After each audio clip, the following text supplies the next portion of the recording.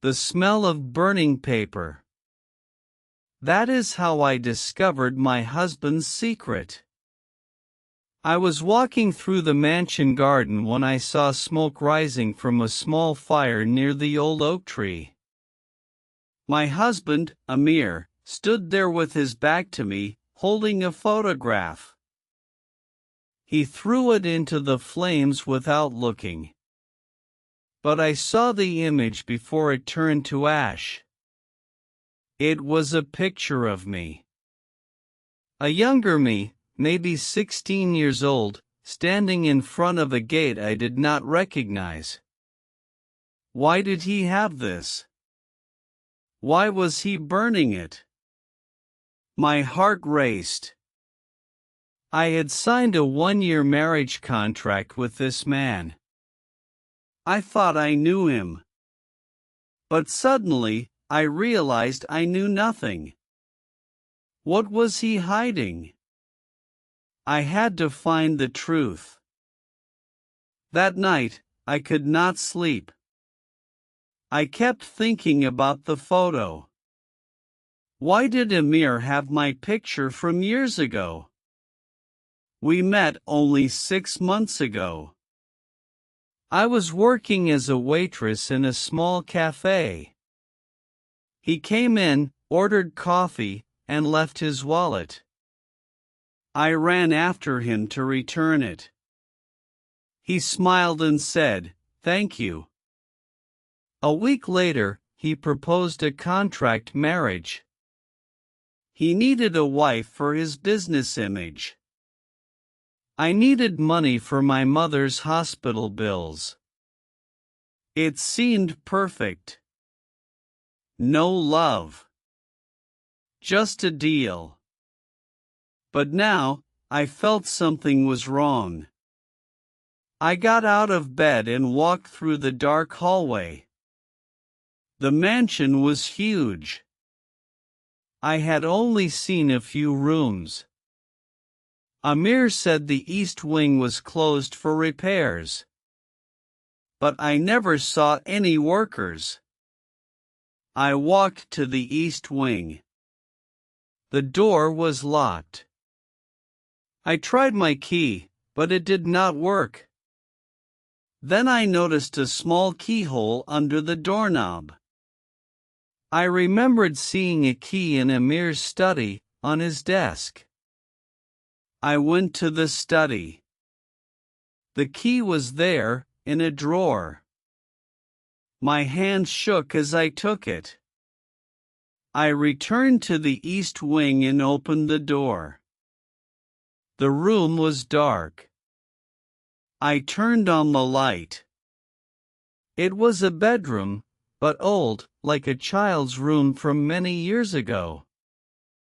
There was a bed with white sheets, a desk, and a bookshelf. On the wall, there were many photos. All of them were of a young girl. The girl looked like me. Same dark curly hair, same eyes. But it was not me. The photos were old, faded. I looked closer. The girl wore a school uniform I did not recognize. Who was she? And why did this room feel like a shrine? I heard footsteps. I quickly left the room and locked it. I ran back to the bedroom and pretended to sleep.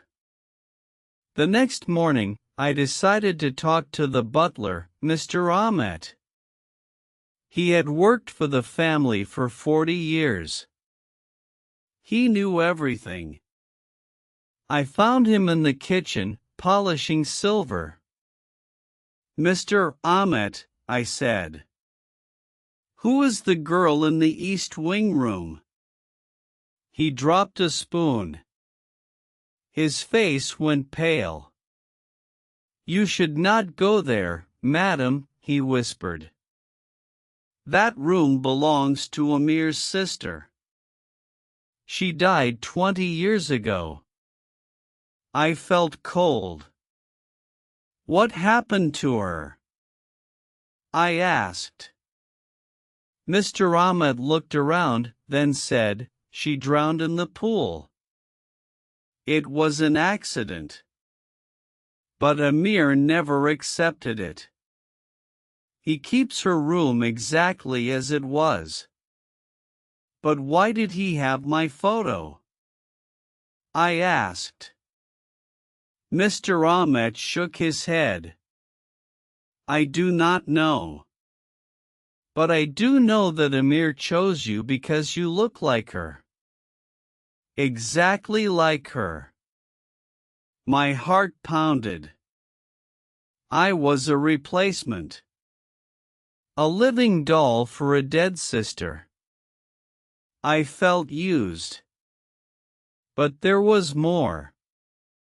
Mr. Ahmed said, "There is a secret in this family.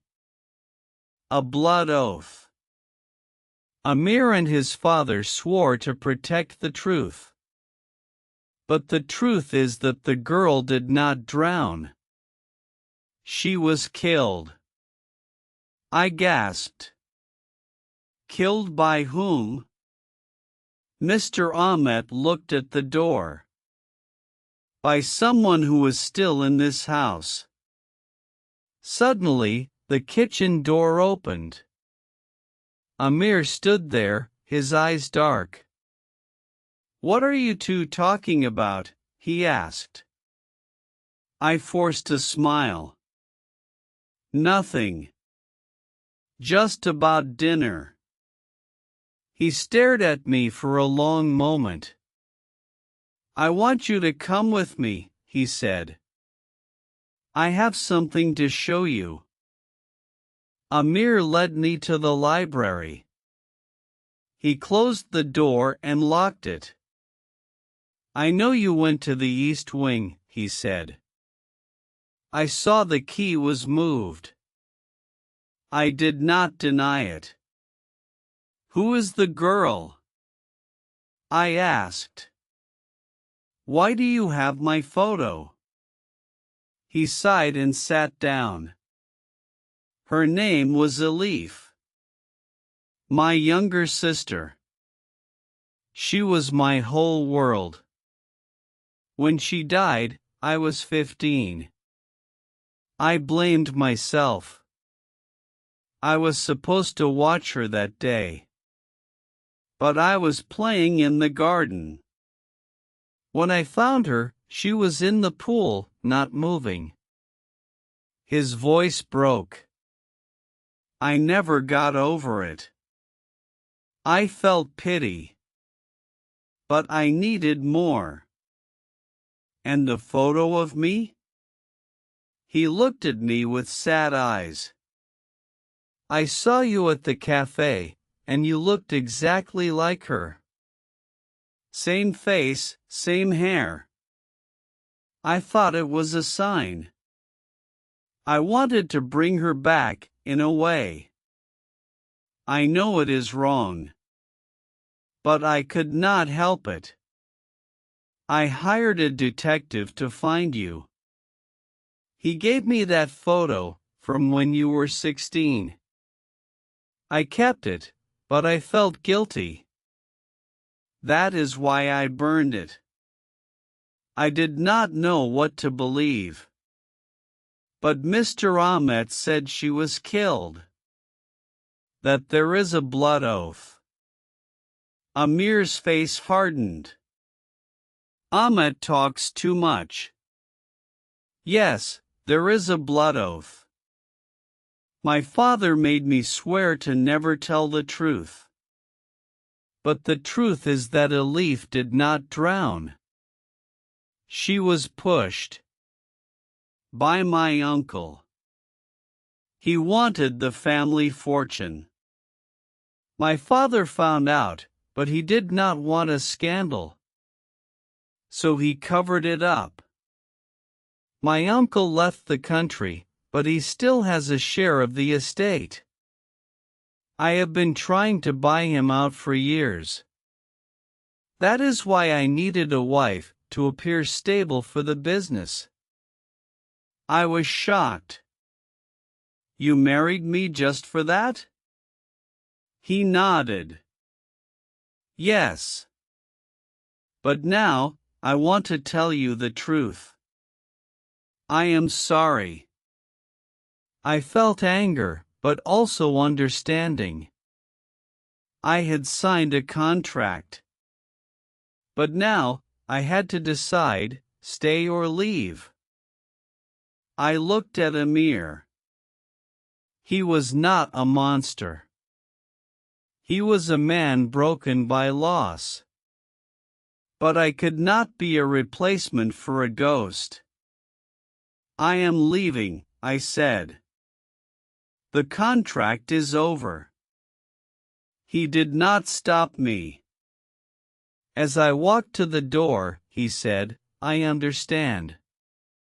But before you go, I want you to know that I did not burn the photo because I wanted to forget you. I burned it because I wanted to let go of the past. You are not a leaf. You are Layla. And I am sorry I did not see that sooner. I paused. I thought about my mother, my debts. But I also thought about my own worth. I turned around. I will stay, I said. But not as a contract wife. As a partner. We will rebuild this family together, without secrets. Amir smiled, for the first time in a long time. We shook hands. It was not a love story yet, but it was a beginning. The lesson I learned was that no one should be a shadow of someone else. We all deserve to be seen for who we are. And sometimes, the hardest truth can lead to the most honest connection.